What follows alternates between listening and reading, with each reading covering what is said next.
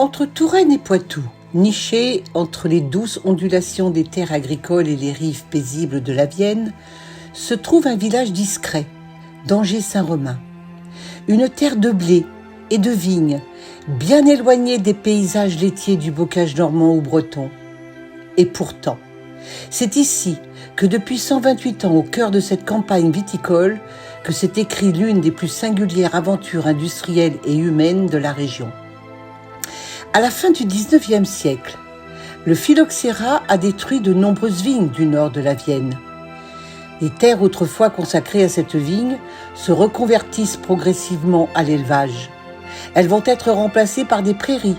L'herbe, les plantes sarclées, les légumineuses telles que le trèfle, la luzerne et le sainfoin permettent de nourrir plus de bétail, car le cheptel bovin augmente fortement. Les paysans, ayant connu la guerre de 1870, rentrent marqués par ce qu'ils ont observé dans l'Est. Le Jura et ses fameuses fruitières, ces laiteries coopératives où l'on transforme le lait en fromage d'exception. Inspirés, ces hommes décident de transposer cette idée dans leur Poitou natal. Des laiteries se créent pour transformer le lait en fromage et beurre. L'ère de la coopération laitière peut commencer. Une communauté d'agriculteurs, d'ouvriers et de visionnaires s'est réunie autour d'un produit simple, mais vital, le lait. À rebours des traditions agricoles locales, ils ont bâti pierre après pierre une coopérative solide, vivante et profondément ancrée dans le sol poitevin. Nourrie par les crises, fortifiée par la solidarité, portée par un esprit de progrès partagé, cette histoire est celle d'un territoire qui a su se réinventer. Voici l'histoire d'une coopérative pas comme les autres. Voici l'épopée de la laiterie de d'Angers.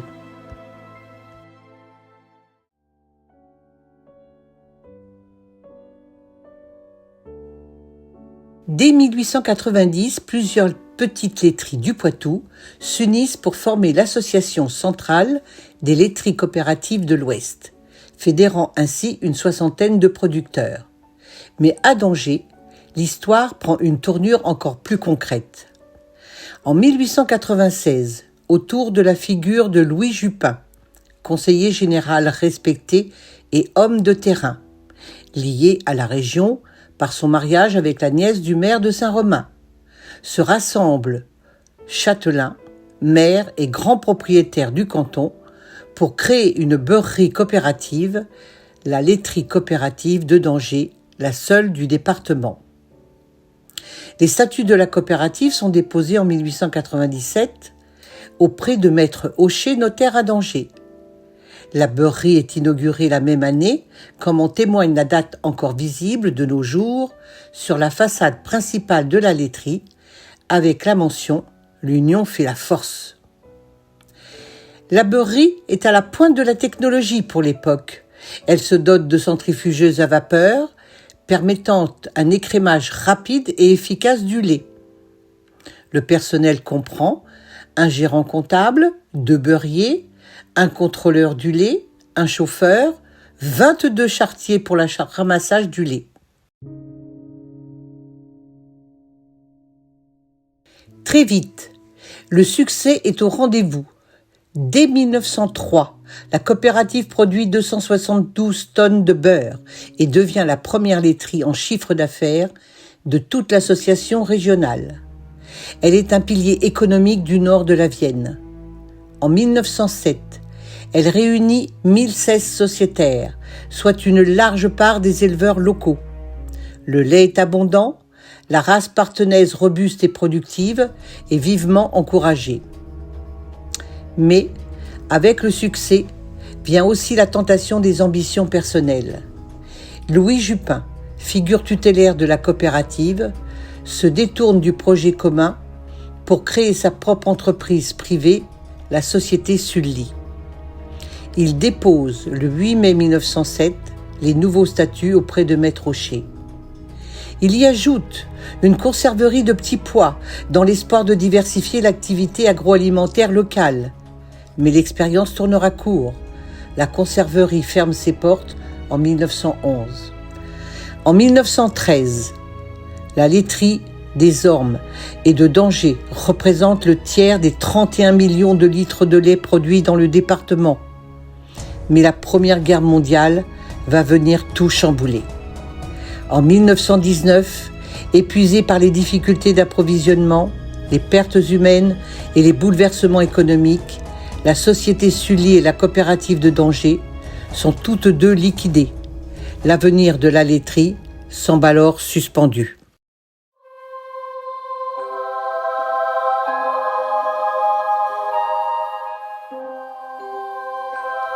Auguste Payot et Adrien Dubois, deux entrepreneurs du secteur laitier local, ont créé en 1892 les Grandes Laiteries de Touraine à Toxigny en Indre-et-Loire. Ils rachètent en 1920 les installations de d'Angers, d'Opter, d'Èves-le-Moutier, Noiron et fondent la société Lactaire. En 1921, Adrien Dubois cède ses parts à Jacques Rouxel qui rentre dans la société Payot-Rouxel et fonde en 1923 les Grandes Laiteries de Touraine et du Poitou. La société Lactaire gagne en puissance. La coopérative est une véritable usine, elle emploie une centaine de salariés. La laiterie produit beurre, exporté aux Halles de Paris, caséine, fromage, surtout des camemberts et fromage de chèvre. C'est l'une des plus importantes de la Vienne. Elle collecte 8 317 000 litres de lait de vache sur un total de 68 713 000 pour le département et 610 000 litres de lait de chèvre en 1948. 1930, c'est l'édification de la maison du directeur qui, depuis 2010, abrite les bureaux. La SA Lactaire de d'Angers emploie avant la Seconde Guerre mondiale plus de 30 salariés, allant jusqu'à 120 dans les plus beaux jours. Après 1946, sous la présidence de René Jupin, fils de Louis, et du directeur technique M. Delamortière, propriétaire du château de Saint-Ustre, la société Lactaire ouvre une salle d'affinage dans les caves d'une ferme du château sur la commune d'Agrande-sur-Vienne. En décembre 1961, la société se retrouve en difficulté. La concurrence est vive avec la coopérative de Ligueuil. On ferme les caves de Saint-Ustre.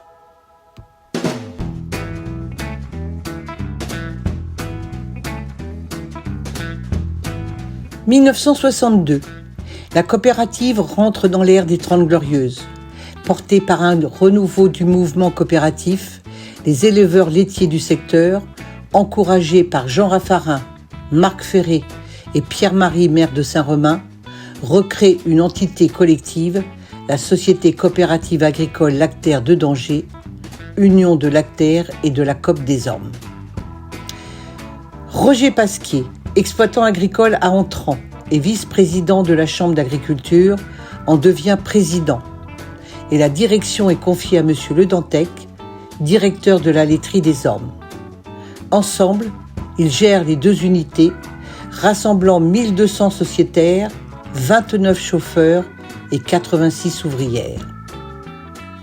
En 1969, pour pallier la vétusté de l'usine de d'Angers et l'exiguïté de celle des Ormes, une usine nouvelle de 2000 m² est construite à d'Angers, car une station d'épuration existe. La laiterie des Ormes ferme ses portes en 1978 et d'Angers absorbe ses volumes. C'est une nouvelle montée en puissance. Des années 1970 aux années 1990, le paysage laitier se restructure.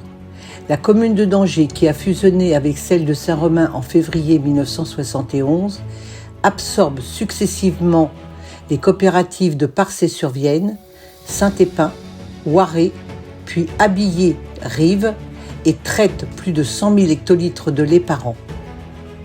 La coopérative de d'Angers est adhérente à l'Union laitière du Haut-Poitou, à laquelle sont cédés ses excédents laitiers. En 1981, c'est l'amélioration de la chaîne de fabrication et d'emballage, de la salle de pasteurisation et de la capacité de stockage de lait cru. À partir de 1984, les pouvoirs publics et les banques soutiennent les regroupements, même si ceux-ci comportent des inconvénients comme l'éloignement des décideurs des bassins de production, ou le changement des gouvernances. Il respecte la première devise de la laiterie, l'union fait la force. C'est ainsi que naît l'Union Poitou-Lait d'Angers en 1984, rejoint par la laiterie de Sainte-Maure en 1986, puis devient l'Union Poitou-Lait d'Angers-Ligueuil en 1987 et fusionne avec le groupe de Saint-Cyr pour former la célèbre laiterie Poitou-Rennes. 27 millions de litres de lait de vache, 6 millions de litres de lait de chèvre, 5 sites de production, 70 employés, une usine nouvelle qui fait la fierté de la commune de Dangers-Saint-Romain, qui, pour garder ce joyau sur son territoire, en 1986, cède la partie de la rue Ludovic-Goulier, allant de la rue de Saint-Romain à la rue Jules-Ferry, afin que l'entreprise reste en centre-bourg. Cette portion traversait la laiterie.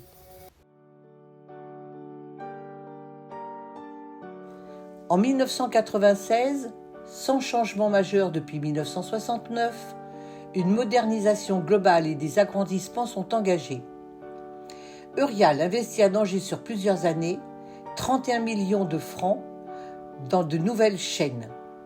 En 1998, c'est la fabrication.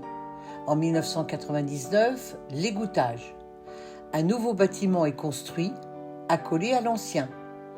10 000 mètres carrés sur 16 750 qu'occupe l'usine sont ainsi rénovés. La production atteint alors 4 000 tonnes de fromage, avec 30 millions de litres de lait de vache et 5 millions de litres de lait de chèvre. C'est également à Dangers que désormais produit les célèbres fromages Soignon, numéro 1 du fromage de chèvre en France. 75 salariés produisent 2 tiers vaches et 1 tiers chèvre. En 2003, c'est la construction du magasin de vente sur la rue de Saint-Romain, à côté du pont. 2017, Eurial fusionne avec Agrial, dont le siège est à Caen. Le site de Dangers emploie désormais 120 personnes et collecte 1 million de litres de lait chaque semaine et produit 600 tonnes de fromage par mois. 2025, le site de Dangers a la spécificité de collecter à la fois du lait de chèvre et de vache. C'est aussi la seule usine des 8 du groupe à fabriquer des fromages au lait de vache, camembert de la marque Ligueuil, Coulommiers, Carré, Brique, et au lait, le chèvre de caractère, le petit chèvre, Soignon étant le numéro 1 du fromage de chèvre.